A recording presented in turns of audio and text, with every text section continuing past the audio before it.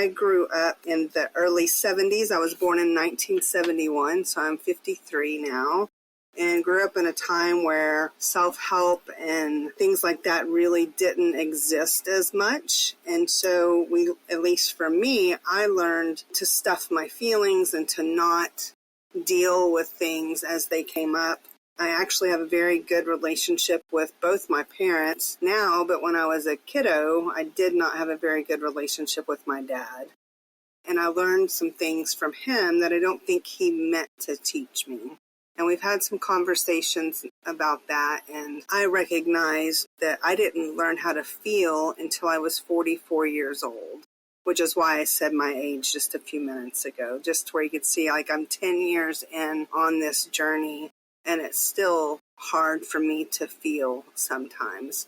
I have gone from a life of self-hate to being able to create a life and a business that I love. And I focus on using gratitude and self-love as the main components. The story that I'd like to give voice to today is that if you want a different life, the life you have right now is not, you wake up and you're like, I don't want to do this anymore, whether it's work or relationships. And I'm not an advocate for leaving things. I'm an advocate for being able to figure out how to make them better.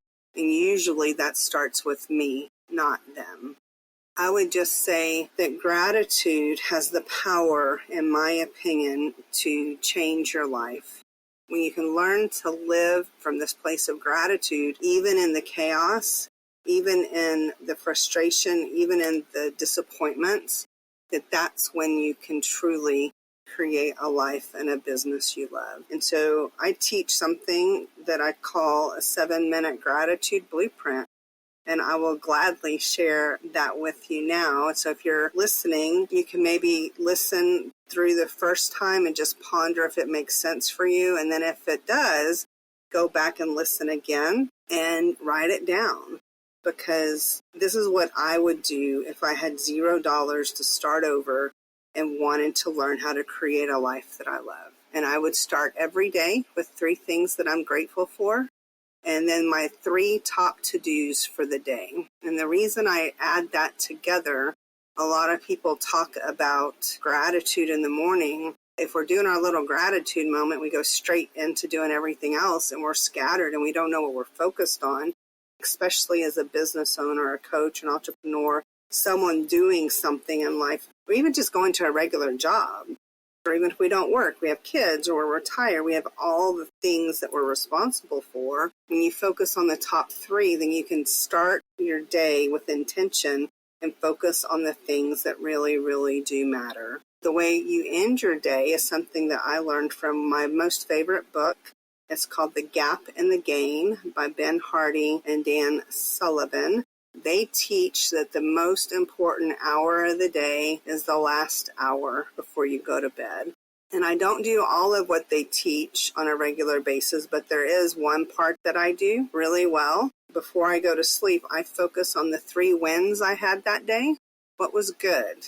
And then I think about what my 3 wins are going to be the next day. Because when you go to bed with that in your brain and it's ruminating on it all night long, you're kind of future pacing. And then when you get up the next day, you start with gratitude and then intention. It just builds a cycle that just continues and continues.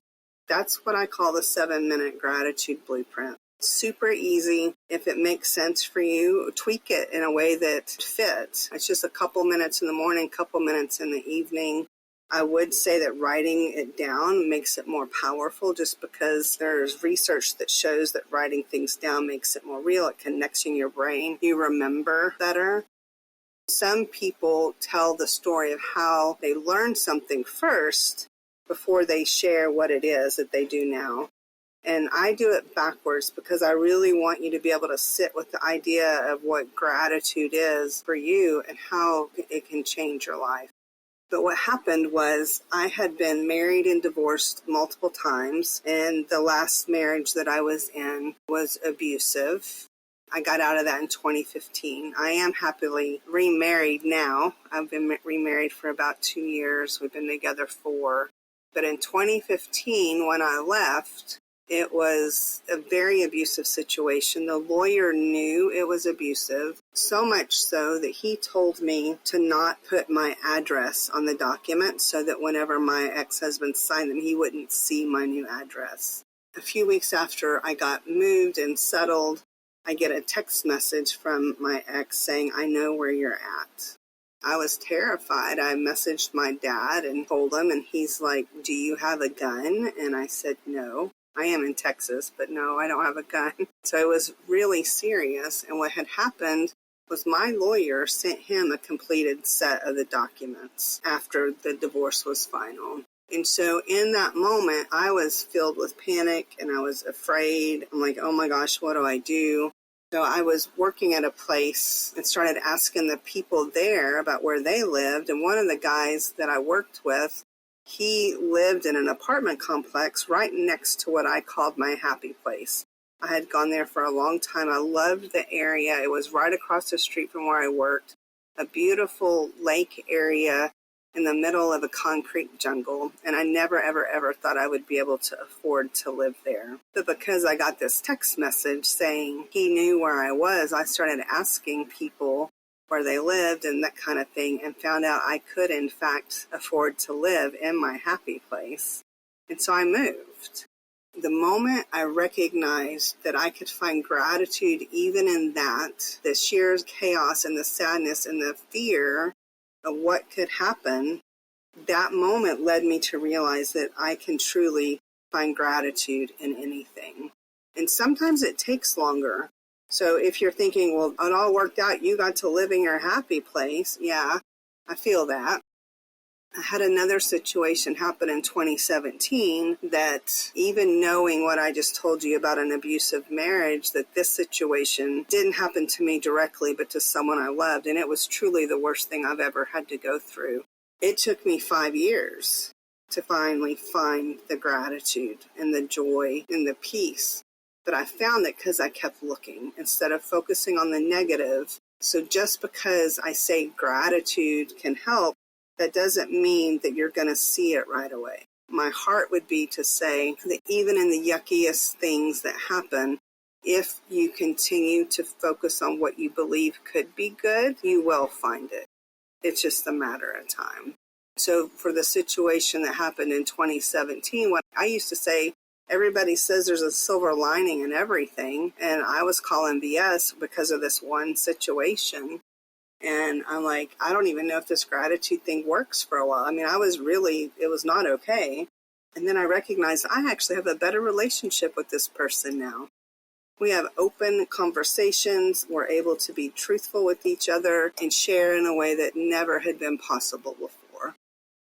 Part of what I do is I work with female founders, business owners, coaches to build a business that loves them back while honoring their energy. I had a friend ask me yesterday, why do you do that? And I said, because we're stronger together. We're better when we're operating as our best self. And I don't believe that you can create a life or a business that you love unless you love yourself. And I believe that the easiest way to start loving yourself, based on my own experience, is starting with gratitude. So when I talk about it, sometimes it feels like they're mutually exclusive, that the gratitude in creating a life or a business you love isn't tied to gratitude. But I believe if you use that as the base, when you start to see more things to be grateful for, then you start to see more things in yourself to be grateful for, and you can build that self-love ladder that goes up, up, up, and up. I do it because I lived the opposite for far too long, and I know the cost. I see the cost with my kids. They're 28 and 33 now, and I see the cost that they're paying because of what they learned from me, and I'm not going to stand for that anymore. Luckily, we have a good relationship, and they're seeing me do something different, and now I'm seeing them show up for themselves in ways that I wish I could have at their age. If we want to change the world, in my opinion, need to stop blaming everybody else and take responsibility for ourselves. We can totally do it. It's a wonderful thing to know that I have the power and the control to do anything I need to do and let everybody else deal with themselves. You just got to want to do it. And when life gets hard, one step at a time, one choice at a time. I used to say, just make the next right choice. And one coach challenged me and she said, what would it do for you to release the struggle of it having to be the right choice? Because right indicates right or wrong. What if it's just the next choice that serves you well? So it's not even about being right or wrong. If you want something different, you have to do something different. One choice at a time. We can do it.